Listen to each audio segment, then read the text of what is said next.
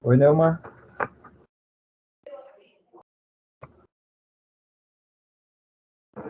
Tá muito ruim meu mic, Guilherme? Dá pra ouvir direito, sim. Dá pra ouvir? Bom, Tá, senão sim. vou ter que pôr o outro ainda. Boa tarde, pessoas. Bem-vindo a mais um encontro sobre o seminário de Zólico. Dessa vez nós vamos começar lendo os protocolos do boss, que estão ao final do livro do Zólico. Nós vamos intercalar, conforme no cronograma, os seminários com os protocolos, para não ficar muito distante um do outro, né? Porque os protocolos começam na página 637. O primeiro seminário terminou na página 131, né? Um salto de 500 folhas. Impossível da gente lembrar o que a gente falou depois. Então, hoje nós vamos contar mais uma vez com a apresentação magistral do Enzo e tenhamos um bom encontro. Obrigado pela introdução, Guilherme. Boa noite a todos. Boa noite, Neuma. Bom, então vamos começar, vamos lá. Agora parece que a gente está falando de psicologia, né? Até que enfim, depois de ler Ser e Tempo e ler aquilo tudo lá, parecia que a gente não falava nem de psicologia. E agora a gente vai ler um pouco sobre psicologia. E no começo dessa apresentação dos protocolos, Heidegger, Boss, enfim, começam falando um pouco sobre natureza, Sullivan, o comportamento junto ao ser. Então, me parece que ao longo dessa leitura eles vão sempre colocar, dar uma ênfase ao que o ser humano é como se ele fosse assim, tipo, você vê aquelas bolinhas que tu joga assim numa fita cap assim, aí ela gruda. Tem até uns brinquedos que tu põe na mão assim. Então, como se o ser humano fosse mais ou menos isso, um estar junto a. E até o próprio comportamento fosse um estar junto a, um comportamento que está junto ao ser humano, não algo que o torna. Mas, enfim. E mais para frente ele vai falar como se fosse algo que o torna assim, mas na medida de que o ser humano é ser no mundo, quando ele é algo para algo, com a intenção de ser algo. Porque eu penso assim, que enquanto a gente fica refletindo muito sobre a essência do ser humano, que foi a angústia que eu tive lendo todo esse tempo, assim, sem ler algo que era para psicologia, né? A gente pensava mais, tipo, o que é a essência do ser humano? O que é a essência? E, tipo, onde é que isso entra na cotidianidade, né? Me soava até com uma certa moralidade, assim, como se o ser humano devesse ser um ser angustiado e nunca conseguisse ser efetivamente nada de maneira cotidiana, ou seja, nunca pudesse realizar suas tarefas, porque na verdade ele deveria ter uma ocupação, enfim, como se a ocupação cotidiana de trabalhar e essas coisas fosse algo que me soasse inválido. Não que necessariamente ele queira dizer isso, né? Mas foi algo que eu senti. Aí eu vou dar uma lida aqui para ver o que eu vou lembrando, constatações. Psicologia como liberdade, psicologia como adaptação. Ele colocou esses dois como algo um lado do outro, psicologia como liberdade e adaptação, e eu separei. Por quê?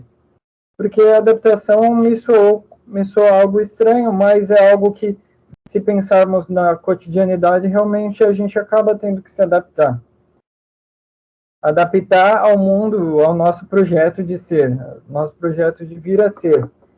Porque mais para frente ele vai falar que o ser humano, uma característica essencial dele é o poder ser. E ele fala que é uma característica mesmo, que não é algo, não é necessariamente uma essência em si, mas é algo que caracteriza ele, um poder ser.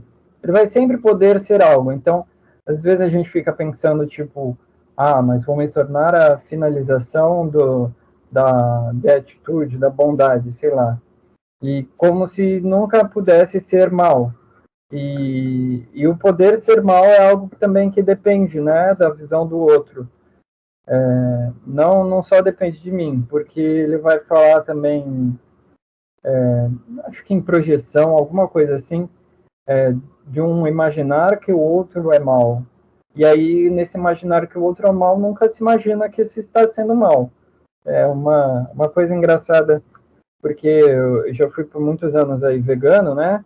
E a gente acaba não se considerando, enquanto comedores de carne, seres que estão sendo mal, né? A gente acaba sempre encontrando uma justificativa. E aí nunca se chega ao fim de se considerar realmente mal. Mas enfim, só um exemplo mesmo, né? Ele fala um pouco sobre quimicalismo, nome engraçado, que não dá para caracterizar o ser humano pela química, ou seja, pelas condições. Ele vai falar que a química é uma condição. Então, ela é uma condição como qualquer outra condição. Tipo, eu estou preso em casa, sei lá, é uma condição. E a química também é uma condição. E eu penso que realmente seja isso, pelo fato da gente pensar pessoas que têm a mesma questão química e não vivenciam aquilo da mesma forma. Ou seja, a química ela é só mais uma condição. Pode ser uma condição estressante, mas não necessariamente aquilo que eu estou sendo no mundo é dependente dessa química, como se fosse uma causa. Tipo, eu soquei alguém por causa que eu estava com a química estressante, estava com cortisol. Aí ele vai falar que se fosse assim, teria que ter as moléculas de despedida. Enfim, exemplo engraçado.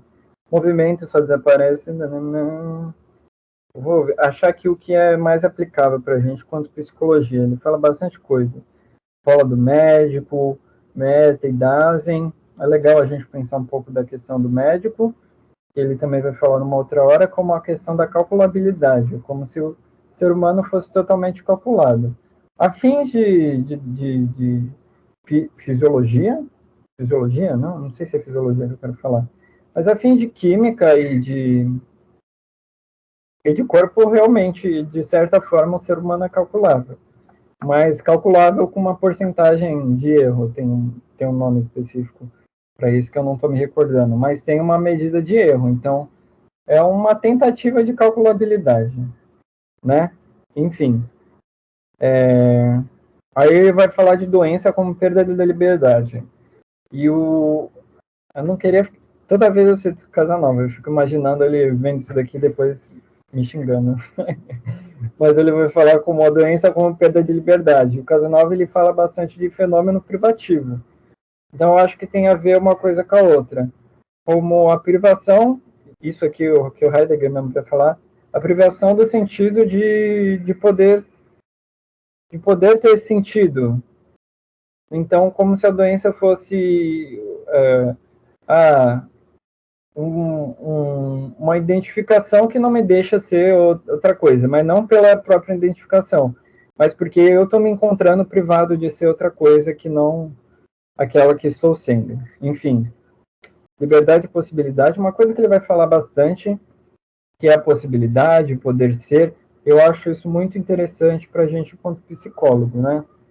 Não sei se todo mundo é psicólogo que está vendo isso aqui, mas enfim. Mas enquanto a possibilidade, o poder ser. Então, não necessariamente o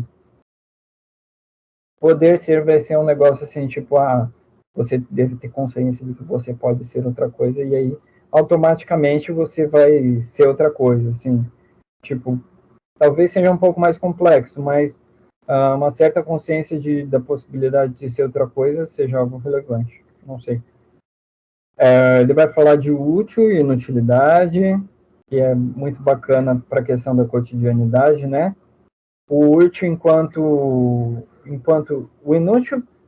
Quando ele falou inútil, eu pensei em algo assim como um pensar sobre si mesmo, ou uma filosofia, como se pensar e refletir tivesse uma certa inutilidade, né? O que me soou, e que aí ele vai falar que tem que ter ambos.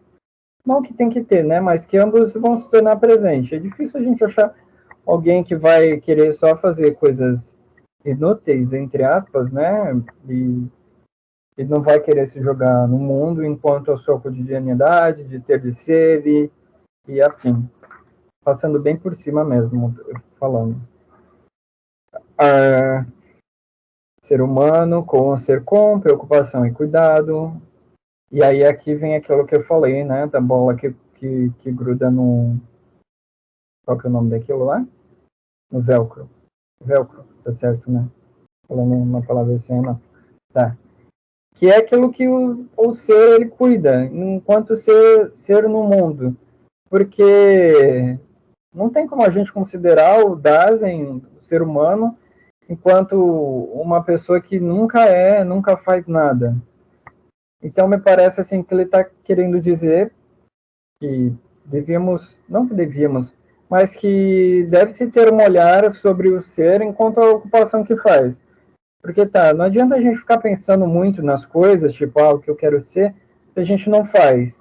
Então a gente nunca vai ser considerado, nem por a gente mesmo, nem pelos outros, se a gente não faz as coisas. Então, como se a ocupação e o cuidado caracterizassem o ser humano, porque é aquilo que efetivamente ele é aquilo que sai da ideia, né? Não fica só no campo da imaginação. Aí ele vai falar sobre imaginação mais para frente, se eu não me engano.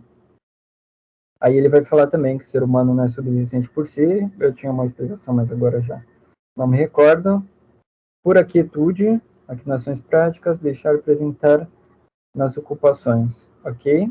Foi o que eu falei agora há pouco, né? Aí ele vai falar a neurose do tédio, da ausência de sentido, ausência de abafamento. Somos impelidos a olhar para a essência do ser humano. Então, quando ele vai falar de neurose do tédio e ausência de sentido, eu vejo mais ou menos assim, uma pessoa que trabalha e aí ela tá, tipo, sempre contente, sempre vivendo a vida dela sem se questionar das coisas.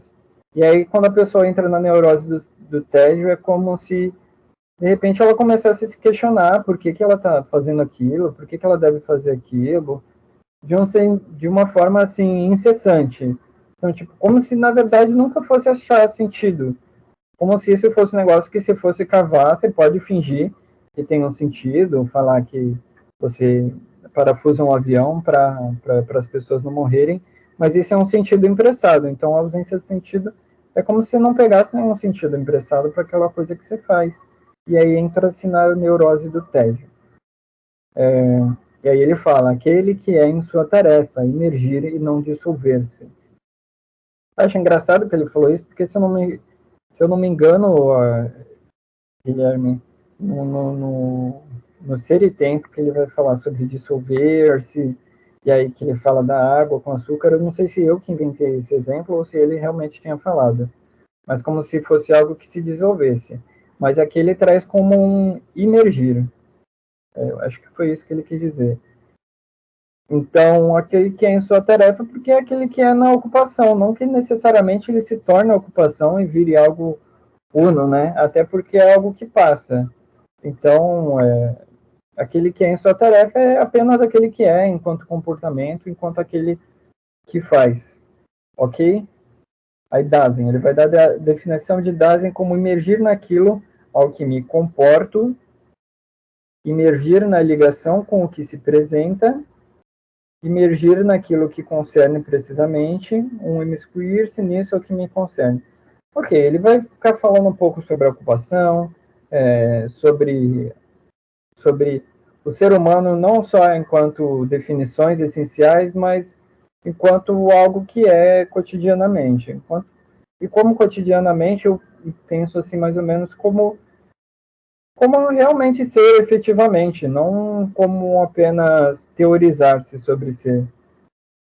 E sobre ser nas ocupações, nas tarefas, no botar para fazer mesmo. Ele vai falar um negócio também que eu achei muito interessante, que é a representação de objetos pelos estímulos sensíveis, que é uma mistificação, porque a gente nunca vai poder ser aquilo realmente. Então, quando eu falo de uma lousa, eu vou caracterizar a lousa como o estímulo sensível de passar a mão e sentir certa textura, ver a cor verde, né, que hoje em dia tem lousa verde, ou ver a cor branca da lousa. Então, isso é ser lousa. Louça não, né? Lousa. Então, isso não é ser lousa. Isso é só as características da lousa. Celulosa, só a lousa poderia dizer o que é celulosa. Mas a gente caracteriza a lousa para as outras pessoas a fim de ensiná-las o que é celulosa. Mais para frente, bem mais para frente, ele vai falar sobre a essência, e aí ele vai falar sobre árvore, que se ninguém falasse antes que aquilo é uma árvore, você não tomaria aquilo como árvore. Então, quando a gente fala como para uma criança que aquilo é uma árvore, ela aprende, de certa forma, ela aprende que aquilo é uma árvore e, sei lá, aí eu já penso numa gestalt, que a criança vai ver, mas enfim, antes de se falar que aquilo é uma árvore, aquilo não seria uma árvore, seria só uma coisa que se percebe, né? Mas enfim. E aí ele vai falar lá bem pro final, na última página, de que. Deixa eu ver aqui que é um negócio interessante de comentar. Que eu achei meio pala. A linguagem é a casa do ser. Então, nunca seria uma árvore se não tivesse falado que aquilo é uma árvore. Seria uma coisa qualquer, enfim. Mas não que isso caracterize a árvore como tal, mas que a percepção de alguém sobre a árvore só é tida a partir de uma referência. Certo? Hum,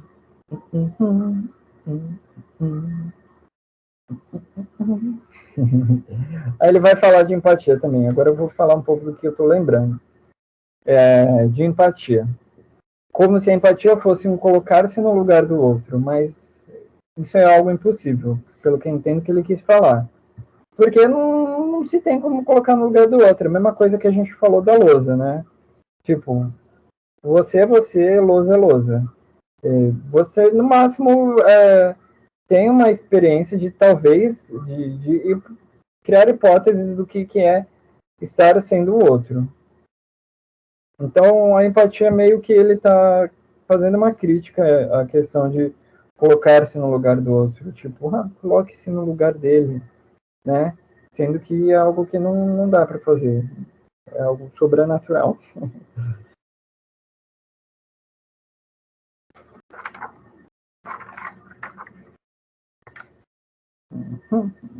Introjeção, ele vai comentar sobre a introjeção, mas projeção são coisas que não me interessa estar falando agora. Que ele está falando um pouco, acho que é de Heidegger, de Freud, né? Sobre introjeção e projeção, meio que fazendo o que ele faz até o fim do capítulo é fazer tipo uma releitura, não necessariamente uma releitura, mas ele faz releituras. E aí Boss até pergunta para ele algumas questões do Freud e aí ele vai falar lá o que ele pensa daquilo, repensar o que Freud falou. Não tomar o que o Freud falou como verdade, mas repensar de uma outra forma. Tá, então só para não perder o caminho aqui, o que ele quis dizer com esse.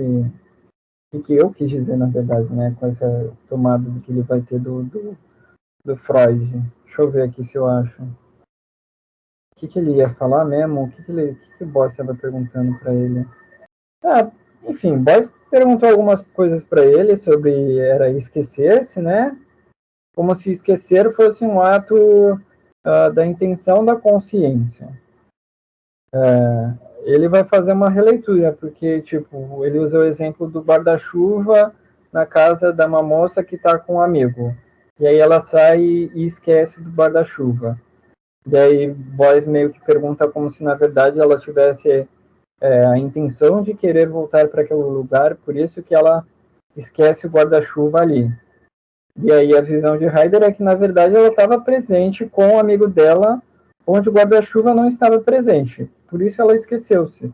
O guarda-chuva não estava presente. Enfim, tipo, se ele tivesse na frente dela e ela estivesse saindo, provavelmente ela ia percebê-lo e levá-lo. Mas ele não estava na conjuntura, no momento, na sensação, como um amigo próximo que ela estava vivenciando. Então ela estava tão imertida naquilo, sei que isso é uma palavra correta de se dizer, que por isso ela esqueceu, não porque ela necessariamente tinha a intenção de voltar lá. Aí ele vai dizer porque, na verdade, isso é uma hipótese. E aí a tentativa do Heidegger é, eu penso que, na verdade, é criar uma ciência, né? Então, não dá para ficar criando infinitas hipóteses, né? É algo que só ela poderia dizer, se realmente fosse. A moça, no caso.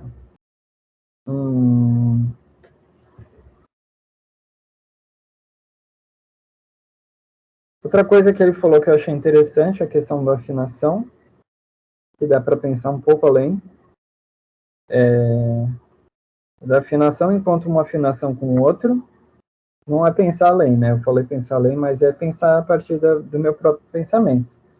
Então, que sempre há uma afinação. Então, tipo, eu sou um indivíduo afinado e estou aqui com o Guilherme, que é outro indivíduo afinado. E a gente vai se encontrar em duas afinações diferentes. Quando ele fala de afinação, acredito que ele está falando também de sentimentos e emoções. Ou seja, eu estar aqui presente com uma certa afinação, com uma certa disposição, não sei se pode se dizer assim, e encontro o Guilherme que está em uma outra afinação. E aí dá para pensar talvez numa afinação junto a uma intenção de afinar-se com o outro, né? E aí eu pensei até numa resolução para a questão da empatia, né? Não como algo de colocar-se no lugar do outro, mas algo apenas de que nem ele vai falar. A moça estava de prontidão para ficar alegre ao encontrar o homem, né? Ela estava tipo olhando na hora, assim, falando, caraca, quando eu encontrar ele eu vou ficar muito alegre. Ela já estava afinada para isso. E aí eu pensei na empatia sendo como um tipo, eu tô afinado para isso, ok, tô mega animado.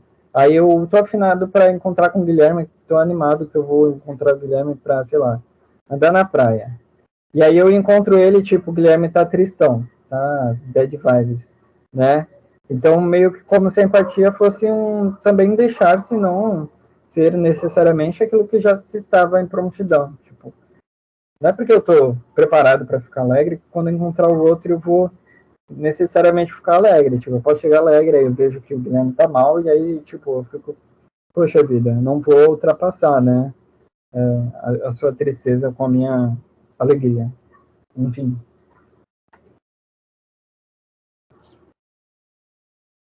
Que legal essa questão do noivo, da noiva, do rapaz e da mulher, enfim. Ele vai falar sobre a essência do masculinidade, da feminilidade, que eu não me prontifiquei a entender muito bem o que ele estava querendo falar ali. Meio que ultrapassei por cima. Se quiser comentar alguma coisa, Guilherme, sobre a essência da masculinidade, da feminilidade. Não? Tá bom. Esquecimento.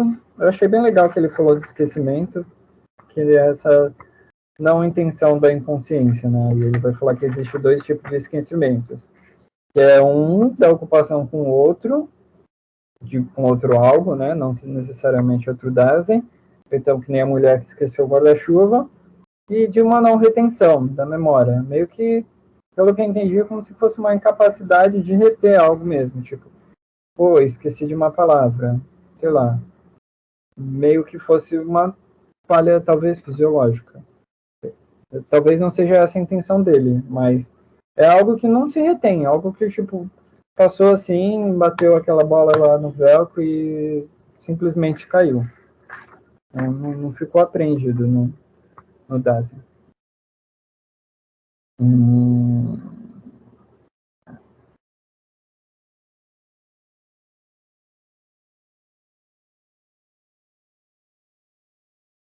legal o que ele fala do lembrar também, como um resgate do encobrimento, como se aquilo que a gente esquecesse, na verdade, só tivesse encoberto.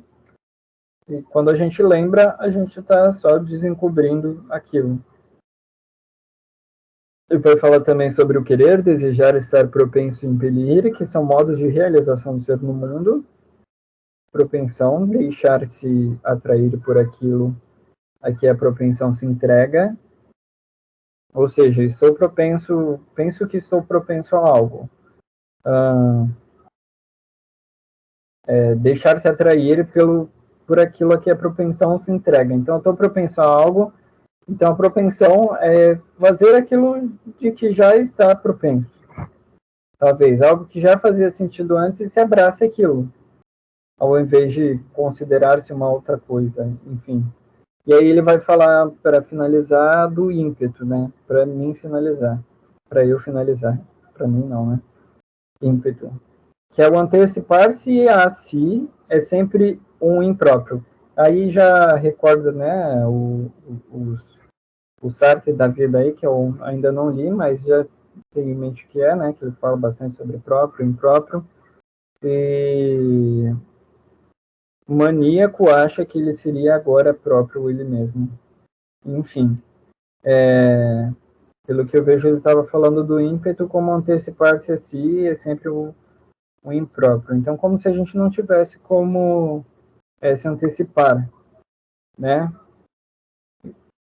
Enfim, e ele vai falar que a tentativa da psicanálise é trabalhar através dos ímpetos, como se na verdade fossem gestos de intenção, não sei, talvez. Aí ele vai falar o Boss vai perguntar algumas coisas para ele sobre a Índia, sobre a forma de pensar do pensamento indiano, e tentar comparar com a do Heidegger, ficar perguntando, ô Heidegger, o que você acha disso? Aí Heidegger vai respondendo, aí quando ele não sabe mais responder, ele fala, ah, mano, sei lá, a gente tem que ver a linguagem. Foi o que eu vi, tipo, eu não sabia mais responder, ele falou, ah, mano, pra mim é a linguagem que é o que a gente tem que falar. Como se na verdade tivesse sendo querendo, Boss tivesse querendo falar uma coisa e Heidegger só estivesse querendo fugir. Foi muito que me soou, né? Não necessariamente que tenha sido isso. Mas foi isso, gente. Falei aí das coisas que eu achei mais importante nessa leitura que mais me imergiu, né? E é isso. Obrigado. E aí, Guilherme? Obrigado eu pela sua contribuição. Gostei bastante. Eu achei bem gostoso ler os protocolos, né? Porque eu acho que a gente tem que fazer aquilo que a gente combinou e trocar as ordens, começar pelos protocolos, para depois ir para as anotações do Heidegger. Os protocolos É, estão mais legíveis. é. Mas eu também não percebi muito uma conexão do que a gente já tinha falado antes. Parece que são Olha, eu duas percebi coisas tudo. assim. Ah, é? Percebeu? Eu percebi tudo. Ah, que bom, Tudo então. que, tudo que o Heidegger anotou tá aqui. Ah, tudo Eu bom, percebi o então. mundo. Perfeito. Assim, o que ele tá fazendo aqui é colocar em xeque, né,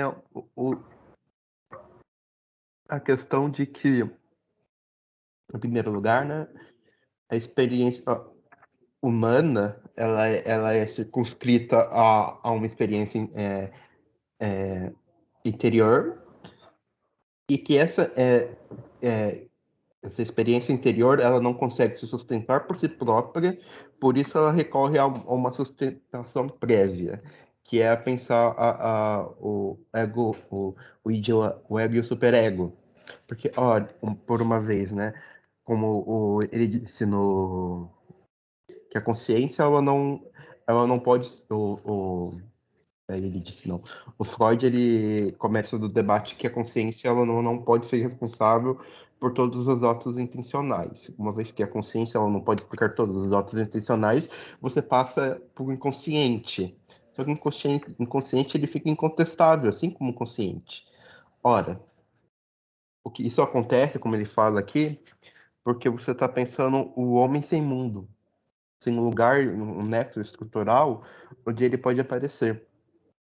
Isso que o conceito de Dasein vem querer suprir o ser aí. Você é desde sempre em um mundo. E dentro desses mundos as coisas já possuem sentido. Por isso que aqui ele fala essa questão do esquecer. A questão do esquecer não é que a mulher tenha um desejo inconsciente de voltar naquele cabeleireiro para ver o cabeleireiro. A questão é que ela queria já ver um amigo dela. Ela já estava com pressa de sair daquele lugar. Por isso que o guarda-chuva não apareceu para ela. Já estava, esse mundo já estava absorvendo ela com outro sentido no seu porvir. Ela já não queria estar aqui, sabe? É uma coisa da gente hoje em dia esquecer o celular em casa e tem que voltar para casa. A gente não esqueceu o celular em casa porque a gente queria voltar para casa. A gente esqueceu o celular porque a gente tinha que pegar o ônibus. sair correndo e pegar o ônibus. Por isso que ele esqueceu o celular. Não precisa de um nexo estrutural sem lacunas, né, conforme a gente viu lá no começo, para dar sentido ao mundo. O mundo por si, ele já tem esse sentido. Ele só não é sem lacunas. Há certas coisas que ele não consegue explicar. Por isso tem que se remeter ao corpo e o mundo. Eu achei muito engraçado, né, que ontem eu estava tendo aula da especialização com o Gilvan Fogel. E foi muito engraçado, porque ele explicou exatamente esse seminário inteiro falando só de Nietzsche. Inteiríssimo. Se você assistir aquela aula, você vê que ele falou exatamente o que o Heidegger falou nesse seminário só em Nietzsche. Eu fiquei assim, nossa. Eu fui percebendo e fui concanteando as ideias, e foi exatamente o que ele disse. Assim, sem dar, né, nem tirar, e até mesmo na mesma ordem. Tudo para explicar a questão da morte de Deus. Né? E, por fim, eu acho que o terceiro ponto, né, é colocar em xeque também a ciência natural. Quando ele diz lá na página 656, né, então se pode falar da árvore porque previamente você já sabe que é a árvore. Ou seja, você não vai encontrar nada além da árvore se você for procurar a árvore.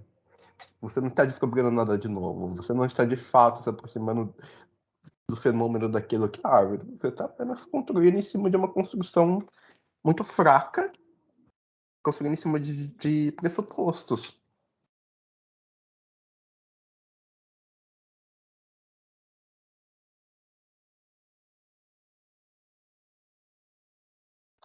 Não, e para mim, esse negócio do esquecer e do lembrar, para mim foi muito interessante pensar, né? Porque é o que de fato coloca em xeque para mim a questão da divisão e o mundo, a res cognitas e a resistência. Porque, porque aí o que acontece no esquecer é de fato, está encoberto, mas aquilo está junto com você em algum lugar, porque você já teve experiência daquilo, né? Aquela experiência, ela não está mais apenas no mundo fora de você, mas ela está junto consigo, junto ao seu lado. E o relembrar é você se pôr junto àquilo de volta no presente, mesmo que aquilo não esteja ali. É você se colocar de novo em relação àquele acontecimento que não está mais ali. Porque aquele acontecimento, né, ele só está no passado, ele não está mais no presente. Por isso ele não pode ser apenas no mundo. E se ele fosse apenas no mundo, você não teria a possibilidade de lembrar dele, porque ele pertence ao mundo. Mas ele, de fato, ele pertence à relação. Por isso que tem essa possibilidade de lembrar. E por dessa vez de esquecer.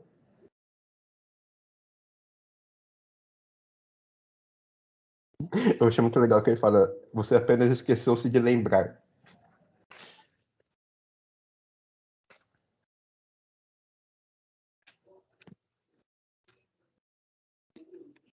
Então é isso, Guilherme. Tenho que partir lá pro meu outro curso. Legal, gostei desses protocolos aí que a gente leu. Tá bom, eu vou mudar o cronograma e. Obrigado, gente. Até a próxima. Obrigado, gente. Valeu, Guilherme. Até mais.